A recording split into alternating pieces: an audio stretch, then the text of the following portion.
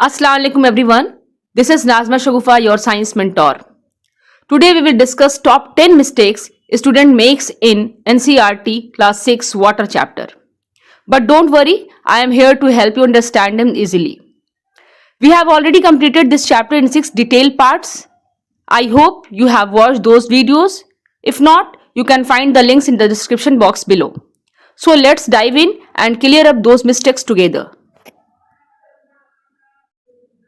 अभी हम लोग 10 ऐसे पॉइंट डिस्कस करेंगे जिसमें स्टूडेंट को बहुत ज़्यादा कन्फ्यूजन होती है और बहुत ज़्यादा मिस्टेक्स करते हैं. Now the first point is evaporation versus boiling. इन दोनों में फ़र्क क्या है? इवेपोरेशन एंड बॉइलिंग में क्या डिफरेंस है? Evaporation happens when water turns into vapour slowly without boiling. Evaporation क्या होता है? उसमें वाटर वेपर में कन्वर्ट कर जाता है स्लोली, और वहां पे क्या नहीं होता है? बॉइलिंग नहीं होती है. ये मेन पॉइंट है कि वाटर वेपर में कन्वर्ट करता है स्लोली, ग्रेजुअली, लेकिन वहां पे बॉइलिंग नहीं होती है. For example, when a puddle ड्राइज up on a sunny day, that's evaporation. Rainy day में क्या होता है? इस तरह से पडल आपको रोड पे देखने को मिलता है, इस तरह से पानी जमा हो जाता है जगह जगह पे. उसके बाद जब सनी डे होता है तो क्या होता है? वो खुद ब खुद वो ड्राई अप हो जाता है. तो वहां पे क्या हो गया? ये पानी क्या हो गया? ऐसा तो नहीं है कि ये पानी पहले बॉयल हुआ, तब इवेपोरेट किया, तब इसका वेपर बन के उठा. ऐसा तो नहीं हुआ. विदाउट बॉइलिंग हुआ है. तो इसी प्रोसेस को जब कहीं पे कोई वाटर है और वो खुद ब खुद ड्राई अप हो जा रहा है, तो इसको कहते हैं इवेपोरेशन. इवेपोरेशन में क्या नहीं होता है? वहां पे बॉइलिंग नहीं होती है. तो यहाँ पे सबसे बड़ा जो रोल है ना, वो है टेम्परेचर का. किस चीज का रोल है? टेम्परेचर का. ठीक है. और बॉइलिंग में क्या होता है कि हम लोग सब लोग जानते हैं कि वाटर बॉयल कितने डिग्री पे करता है? 100 डिग्री सी पे करता है वाटर बॉयल. ठीक है. तो 100 डिग्री सी पे वाटर बॉयल करता है, फिर वो स्टीम में कन्वर्ट करता है. ठीक है. इस तरह से होता है बॉइलिंग में. और इवेपोरेशन में क्या होता है कि बॉइलिंग पॉइंट रीच होने से पहले ही किसी भी टेम्परेचर पे वाटर इवेपोरेट कर जाता है. 60 डिग्री, 70 डिग्री, 50 डिग्री, किसी भी टेम्परेचर पे वो इवेपोरेट कर जाता है बॉइलिंग पॉइंट रीच होने से पहले ही. ये है difference. Boiling happens when water heats up so much like on a stove. जैसे बॉइलिंग कब होती है? जैसे हम लोग स्टोव पे पानी को रखते हैं किसी वेसल में, उसके बाद उसको हीट अप करते हैं, तो that it forms bubbles and quickly turns into steam. क्या होता है? उसमें बबल का फॉर्मेशन होता है और वो फिर स्टीम में कन्वर्ट कर जाता है. इस तरह से आप इमेज में देख सकते हो. Now see the difference between vapour and steam. Vapour और स्टीम में डिफरेंस क्या है? वेपर स्टेट देखते हैं पहले. तो water in a gaseous state. Water क्या होता है वेपर में? यानी कि इवेपोरेशन, अभी आप माइंड में सोचिए. तो वहां पे क्या होता है? वाटर गैसियस स्टेट में होता है और ऑफन इनविजिबल होता है. वो आपको दिखाई नहीं देता है. ठीक है. पानी अगर कहीं पे गिरा हुआ है और वो कुछ देर के बाद सूखा हुआ आपको दिख रहा है, तो जो पानी इवेपोरेट हुआ, वेपर बन के उठा, तो क्या वो आपको वेपर दिखाई तो नहीं देता है? वेपर दैट इज इनविजिबल होता है. और टेम्परेचर की क्या बात है इसमें? Can form at any temperature when water evaporates. Water जब इवेपोरेट होता है तो किसी भी टेम्परेचर पे वो इवेपोरेट हो जाता है अपने बॉइलिंग पॉइंट को रीच करने से पहले ही. ठीक है. बॉइलिंग पॉइंट है ये, इससे पहले ही किसी भी टेम्परेचर पे वो इवेपोरेट कर जाएगा. Water vapour in the air around us. हम लोगों के अराउंड जो एयर है उसमें भी वाटर वेपर है. और when cloth dries in the sun. इस तरह से दिखाया गया इमेज में कि जब क्लोथ को आप सन में ड्राई करते हो तो क्या ऐसा तो नहीं होता है कि उसमें जो कपड़े में जो पानी है वो पहले बॉयल होता है, फिर वो इवेपोरेट होता है, वेपर बन करके एयर में जाता है? ऐसा तो नहीं होता है. वो नहीं आपको दिखता है कैसे वेपर बन करके निकला उसमें से, है ना. तो कपड़े सूख जाते हैं. तो यही है कि अपने बॉइलिंग पॉइंट को रीच करने से पहले ही किसी भी टेम्परेचर पे पानी वेपर में कन्वर्ट कर जाता है. इसको हम लोग इवेपोरेशन कहते हैं. और स्टीम क्या है? स्टीम में भी स्टेट क्या होगा? Water vapour that is hot. ठीक है ना. इसमें जो वाटर वेपर होगा वो काफी हॉट होता है स्टीम में. And often visible as a white mist. और व्हाइट मिस्ट की जैसा इस तरह का विजिबल होता है आपको. Water vapour. आपको दिख रहा है यहाँ पे केटल से वाटर वेपर निकल रहा है, तो ये व्हाइट मिस्ट की जैसा विजिबल होता है, लेकिन आपको वेपर जो होता है, इवेपोरेशन में जो वेपर होता है वो आपको विजिबल नहीं होता है।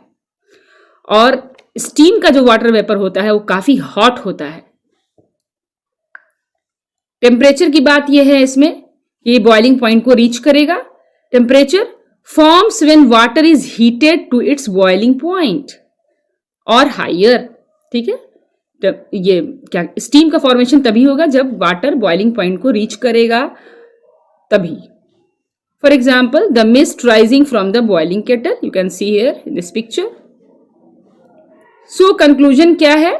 All steam is vapour but all vapour is not steam. सारे स्टीम को आप वेपर कह सकते हैं, क्योंकि हॉट वाटर वेपर को स्टीम कहा जाता है, लेकिन आप सारे वेपर को स्टीम नहीं कह सकते हैं। ठीक है ना, सारे वेपर को स्टीम नहीं कह सकते हैं। Now the second point is role of the sun in evaporation. The sun's heat provides energy to water turning it into vapour. Water sun से हीट एनर्जी लेता है और वेपर में कन्वर्ट कर जाता है। Think about clothes drying in the sun, जो अभी पहले भी हम लोगों ने पिक्चर में देखा। The heat helps the water in the clothes to evaporate. Water में कपड़े में जो वाटर होता है वो सन से हीट एनर्जी लेता है और वो इवेपोरेट कर जाता है। Now the third point is condensation. When warm water vapour cools down, warm water vapour जब कूल डाउन होता है, it turns back into liquid, वो लिक्विड में कन्वर्ट कर जाता है। फॉर एग्जाम्पल से समझते हैं, when you see water droplets on the outside of the cold glass of water, that is condensation। जैसे यहाँ पे आपको इमेज में दिखाया गया है कि एक ग्लास है जिसमें कोल्ड वाटर लिया गया है और उसके ग्लास के वॉल पे, आउटर वॉल पे क्या आपको वाटर ड्रॉपलेट्स दिख रहा है। तो ऐसा क्यों हुआ भाई कि ये ग्लास यहाँ पे रखा हुआ है, इस ग्लास के चारों तरफ क्या है? एयर है ना, एयर है, और एयर में क्या है? वाटर वेपर है। तो वाटर वेपर, एयर में वाटर वेपर है, वो ग्लास की वॉल को टच कर रहा है। तो जब वो ग्लास की वॉल को टच करेगा, चारों तरफ से जब टच कर रहा है, तो क्या हो रहा है? वो कूल सरफेस को टच कर रहा है। कूल सरफेस को जब टच कर रहा है तो एयर में जो वाटर वेपर है वो भी कूल हो जाएगा, और जब वाटर वेपर कूल होता है तो वाटर ड्रॉपलेट्स में कन्वर्ट कर जाता है। अभी हम लोगों ने देखा, और इसी प्रोसेस को कंडेंसेशन कहते हैं। और इसी तरीके से स्काई में क्लाउड का फॉर्मेशन होता है। Now the fourth point is ground water versus surface water.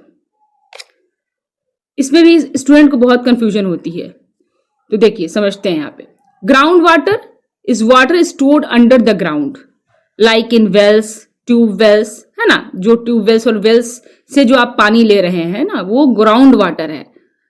For example, when people pump water using a hand pump, they are using ground water। यहाँ पे जो देख रहे हैं पंप करते हैं तो यहाँ से पानी आता है, तो that is ground water।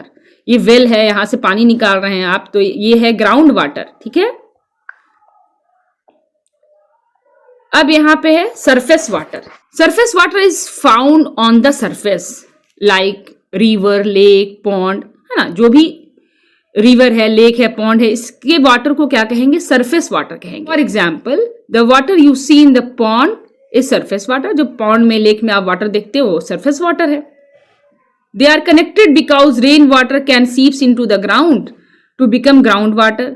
ये दोनों कनेक्टेड है, सरफेस वाटर और ग्राउंड वाटर कनेक्टेड होता है, इसलिए कि जब रेन होती है तो रेन, बारिश का पानी क्या होता है? सीप्स इनटू द ग्राउंड, ग्राउंड में चला जाता है और ग्राउंड वाटर बन जाता है। And the ground water can flow into reverse, इसलिए ये दोनों कनेक्टेड होता है।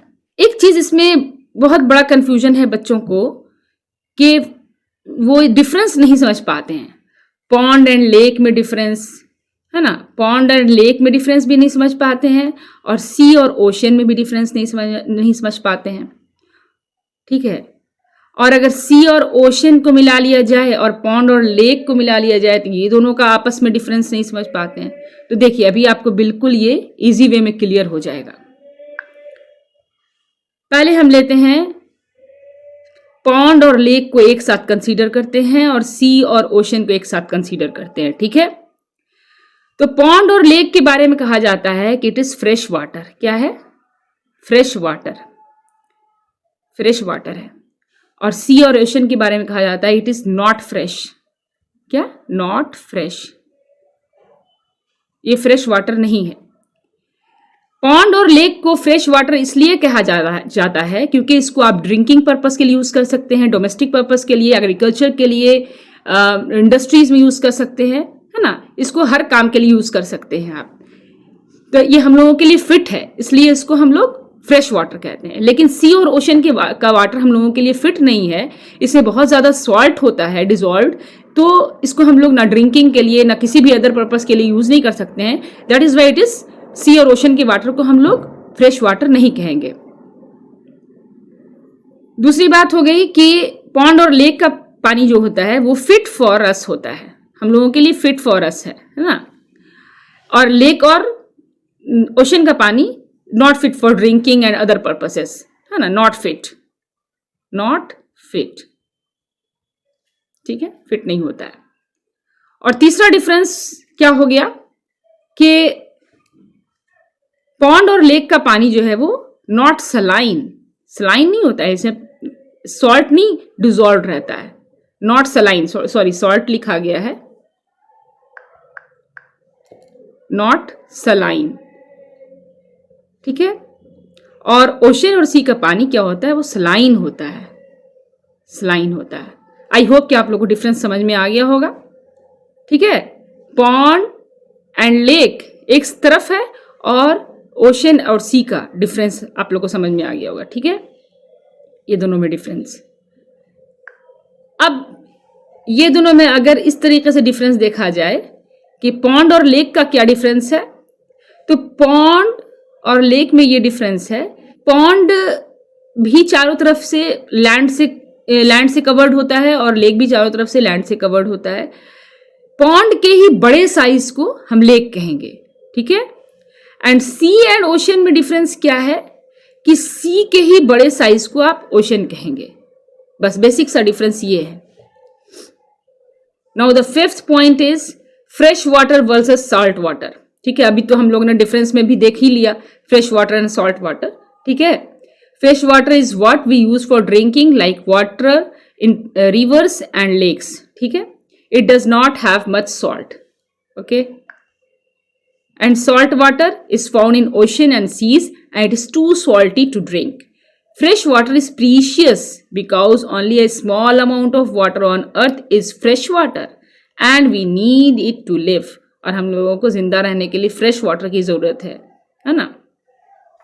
अगर हमारे जमीन पे पानी ही नहीं होगा, फ्रेश वाटर नहीं होगा, सिर्फ सी और ओशन का ही पानी हो जाएगा, तब तो फिर वही वाली बात हो जाएगी, water water everywhere but no any drop to drink. Now the sixth point is rain and water source. Rain is important because it fills up river, lake and pond. यानी कि सरफेस वाटर को fill करता है rain, ठीक है। And also seeps into the ground to refill ground water, है ना। Ground water को भी रिफिल करता है, ग्राउंड में सीप्स होने के बाद वो ग्राउंड वाटर को भी रिफिल करता है rain. For example, after heavy rain you might notice wells having more water and rivers flowing faster. That's because rain replenishes these sources. Rain क्या करता है, ये इन सारे सोर्सेस को, सरफेस वाटर, ग्राउंड वाटर, सबको रिप्लेनिश कर देता है, रिचार्ज कर देता है। इसलिए आपको काफी ज्यादा पानी दिखने लगता है, और बहुत ज्यादा होता है तो फ्लड भी आ जाता है। Now the next topic is water cycle and daily life. Water cycle gives us rain, सबको पता है, हम लोगों ने डिटेल में वीडियो में देखा भी है। वाटर साइकिल के ही वजह से हम लोगों को रेन मिलता है। इवेपोरेशन होता है, फिर कंडेंसेशन होता है, फिर प्रिसिपिटेशन होता है, and precipitation is rain. Precipitation होता है, फिर यही वाटर नीचे कलेक्ट होता है आके सरफेस वाटर पे, फिर वो हमारा उसका इवेपोरेशन होता है। This is water cycle which fills river, lake and wells, है ना। रेन हमारा जो रिवर, लेक्स एंड वेल्स को फिल करता है। This water is used for drinking, farming and cleaning. और इस वाटर को हम लोग ड्रिंकिंग, फार्मिंग, क्लीनिंग सब चीज के लिए यूज कर सकते हैं। Rain water is fresh water that is not salty. For example, the water you drink from the tap और the food you eat depends on the water cycle. जो हम लोग टैप से वाटर ले रहे हैं और पी रहे हैं, और जो भी हम लोग खाना खा रहे हैं, जो भी हम लोग एग्रीकल्चर फूड से जो भी क्रॉप्स हम लोगों को मिल रहा है, तो वो क्या है, सब वाटर साइकिल पे ही डिपेंड है। Pollution and the water cycle, बहुत इंपॉर्टेंट पॉइंट है। Pollution and the water cycle, pollution कैसे वाटर साइकिल को इफेक्ट करता है, ठीक है। पॉल्यूशन फ्रॉम फैक्ट्रीज, गार्बेज और केमिकल मेक्स वाटर डर्टी, ठीक है। जो भी फैक्ट्रीज से पॉल्यूशन निकल रहा है, गार्बेज है, केमिकल्स है, वो सारे क्या करते हैं, वाटर को डर्टी कर देते हैं। This effect river, lakes, rain which can harm plant, animal and people. अब ये सारे जो गार्बेजेस, केमिकल्स, फैक्ट्रीज के जो भी वेस्ट हैं, सबको जो पानी में डाल दिया जाता है, रिवर वाटर, लेक में, पॉन्ड में, तो ये क्या होता है कि इसकी वजह से प्लांट, एनिमल और पीपल सबको हार्म होता है। Example, throwing garbage in river can make the water unsafe to drink, है ना। अगर गार्बेज को रिवर में डाल दिया जाए तो क्या फिर उस तरह के पानी को पीना सेफ होगा? बिल्कुल नहीं। And affect the rain water quality, अब रेन वाटर क्वालिटी को कैसे अफेक्ट करेगा, ये सोचने वाली बात है ना। कि गार्बेज तो डाला गया था रिवर में, पॉन्ड में, लेक में, और फिर वाटर इवेपोरेट हुआ, कंडेंस हुआ, फिर उसका रेन के फॉर्म में ज़मीन पे आया, तो रेन वाटर कैसे अफेक्ट हो गया। तो देखिए, बहुत ज़रूरी है, समझने वाली बात है यहाँ पे, कैसे रेन वाटर इफेक्ट होता है गार्बेज के डंप करने की वजह से। How pollution affect the water cycle, pollution can harm the water cycle in many ways, है ना, disrupting its natural processes. First point है polluted water source. When river, lakes or oceans are polluted with garbage, chemical or waste, the water that evaporates from them carries harmful particle into the atmosphere. जब आप river में, lake में, ocean में garbage, chemical और waste को फेंकेंगे, डालेंगे, तो क्या होगा, जब रिवर, लेक और ओशन का पानी इवेपोरेट करेगा तो वो अपने साथ हार्मफुल केमिकल पार्टिकल्स को भी लेके इवेपोरेट कर जाएगा एटमॉस्फेयर में। For example, factory waste dumped into the river pollutes the water and affect rain quality when the water evaporates, है ना। रेन क्वालिटी कैसे इफेक्ट करेगी कि अभी हम लोग आगे नीचे देखते हैं कि वो जब अपने साथ हार्मफुल केमिकल पार्टिकल्स लेके जाएगा और वो जो वाटर के साथ कंबाइन करता है तो एसिड का फॉर्मेशन कर देता है, और फिर वो एसिड हमारे रेन के फॉर्म में आता है, जिसको हम लोग एसिड रेन कहते हैं। यहाँ पे आप देख सकते हैं इस इमेज में, फैक्ट्रीज है रिवर साइड में, और वहाँ से स्मोक के फॉर्म में भी निकल रहा है जो हमारे एयर को पॉल्यूट कर रहा है, और यहाँ से यहाँ के वेस्ट को भी डंप किया जाता है रिवर्स में, लेक्स में, तो वो भी वाटर को पॉल्यूट कर रहा है। दूसरा पॉइंट है इसका कि एसिड रेन, ठीक है। एसिड रेन कैसे हो जाता है, when pollutant like sulphur and nitrogen from vehicles और factories mix with water vapour. जो फैक्ट्रीज है और हमारे व्हीकल्स, जो भी ऑटोमोबाइल्स चलते हैं, इसमें से क्या होता है, सल्फर गैस, नाइट्रोजन गैस, ये सारे निकलते हैं। तो ये सब जब हमारे एटमॉस्फेयर में जाते हैं और जब वाटर वेपर में जाते हैं और जब वाटर के साथ कंबाइन करते हैं, यहाँ पे जब कंबाइन करते हैं तो sulphuric acid and nitric acid का फॉर्मेशन कर लेते हैं वाटर के साथ कंबाइन करने के बाद, ठीक है। Nitrogen gas and sulphur gas water के साथ कंबाइन करते हैं और sulphuric acid and nitric acid का फॉर्मेशन कर देते हैं। ये दोनों बहुत स्ट्रॉन्ग एसिड है, और जाहिर सी बात है जब ये एसिड ज़मीन पे आएगी तो फिर सबका नुकसान होगा, एनिमल्स का, प्लांट्स का। Acid rain damages plants, buildings and even ground water. Acid rain सब चीज़ को डैमेज कर रहा है। देखिए आप, सबसे बेस्ट एग्जाम्पल इसका तो ताजमहल है। ताजमहल का ये बिफोर पिक्चर दिखाया गया है आपको, ये पहले ये ऐसा था, और एसिड रेन हो करके इसकी हालत ऐसी हो गई है, ये बिल्कुल कोरोड कर गया है, येलोइश हो गया है बिल्कुल। और प्लांट का ये हाल हो जाता है एसिड रेन की वजह से, यहाँ आप देख सकते हैं, हार्मिंग प्लांट्स एंड एनिमल्स, ठीक है ना। Polluted rain water affect plants and animals and depends that depends on clean water for survival. जाहिर सी बात है, सारे एनिमल्स क्लीन ही वाटर पी करके ना सर्वाइव करेंगे, पॉल्यूटेड वाटर पिएंगे तो सर्वाइव नहीं कर पाएंगे। और क्रॉप्स का ये हाल हो जाता है, ठीक है। फॉर एग्जाम्पल, फार्मर्स में struggle with polluted rain water affecting crops. Polluted rain water आएगा यानी मीन्स एसिड रेन होएगा तो क्रॉप्स की ये हाल हो जाएगी। इम्पैक्ट ऑन ग्राउंड वाटर, जो उसका फिर इम्पैक्ट क्या है, ग्राउंड वाटर पे क्या इम्पैक्ट उसका है। तो pollutants can seeps into the ground, ठीक है, ग्राउंड में सीप्स कर जाता है। हमारा जो एसिड रेन हो रहा है वो हमारे ग्राउंड में भी जाएगा एंड कॉन्टामिनेट ग्राउंड वाटर, और हमारे ग्राउंड वाटर को कॉन्टामिनेट करेगा, making it unsafe for drinking and और फार्मिंग। और फिर वो आप पिएंगे तो वो आपके लिए अनसेफ है, फार्मिंग के लिए भी अनसेफ है। How to protect water cycle? Avoid throwing garbage into water bodies, reduce the use of harmful chemicals, ठीक है, हार्मफुल केमिकल के यूज को कम करना है।